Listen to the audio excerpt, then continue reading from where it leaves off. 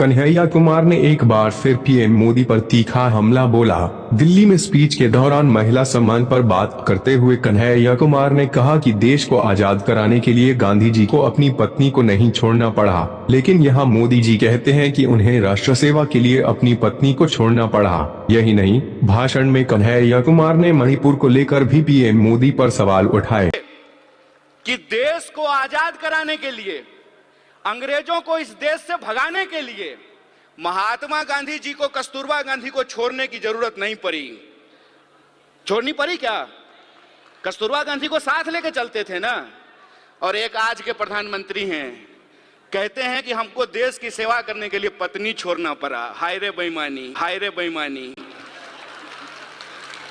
मेरी एक दोस्त है, उसने मुझे कहा एक दिन कि मुझे मोदी जी बहुत पसंद हैं। हमने कहा कि तुमको हम ना पसंद हैं यह बात कोई दिक्कत नहीं है, लेकिन तुमको अगर मोदी जी पसंद हैं तो एक बात हम तुमको कहना चाहते हैं, ईश्वर करें कि तुमको मोदी जैसे ही पति मिले। दूर से बात बहुत अच्छा लगता है, अपने पे जब अगर बात आ जाए तो उसका असर समझ में आने लगता है।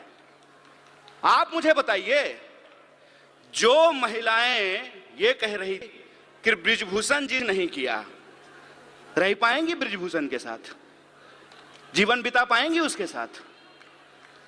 जब संविधान लिखा जा रहा था तो वोट का अधिकार दे दिया गया।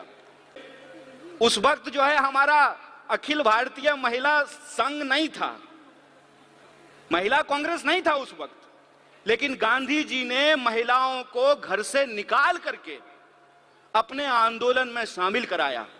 और आप जानते हैं, शराबबंदी के खिलाफ जो पिकेटिंग का आंदोलन होता था वो पूर्ण रूप से महिलाओं का आंदोलन था। महिलाएं जाती थीं और शराब की दुकानों को बंद कराती थीं। महिलाओं को राजनीति की मुख्य धारा में लेकर के आए, ये एक प्रोग्रेसिव सोच थी। प्रोग्रेसिव सोच के चलते संभव हुआ जिसमें महिलाओं के प्रतिनिधित्व को सुनिश्चित किया गया। और यह प्रोग्रेसिव डेमोक्रेसी थी कि अमेरिका में आज तक, अमेरिका कहता है ना कि हम दुनिया का सबसे मॉडर्न देश हैं, मॉडर्निटी का ठेकेदार हैं। अमेरिका में आज तक कोई महिला राष्ट्रपति नहीं बन पाई है, और हमारे यहां महिला राष्ट्रपति बनी। और उसी आधार पे भाजपा का यह हक मिला कि हम एक आदिवासी को राष्ट्रपति बना रहे हैं। बोलिए, लेकिन प्रश्न ये कि एक आदिवासी को अगर इस देश का राष्ट्रपति बनाया गया है तो मणिपुर में जब अत्याचार हो रहा था तो माननीय राष्ट्रपति ने अपने मुंह पे क्यों चुप्पी साध रखी है?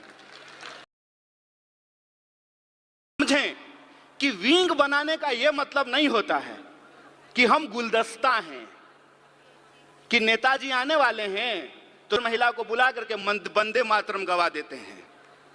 हम गुलदस्ता नहीं हैं, हम तेज पत्ता हैं कि बिरयानी में ऊपर से डाल दीजिएगा और जब खाने लगेगा तो निकाल दीजिएगा। और अगर हम सीरियसली लेते हैं तो प्रश्न आता है पॉलिटिकल कल्चर का। कन्हैया कुमार के भाषण पर प्रतिक्रिया देते हुए एक शख्स ने कहा कि भारतीय महिलाओं में अगर समझ होती तो अपराधियों का तिलक नहीं करती, ना माला पहनाकर मिठाई खिलाती।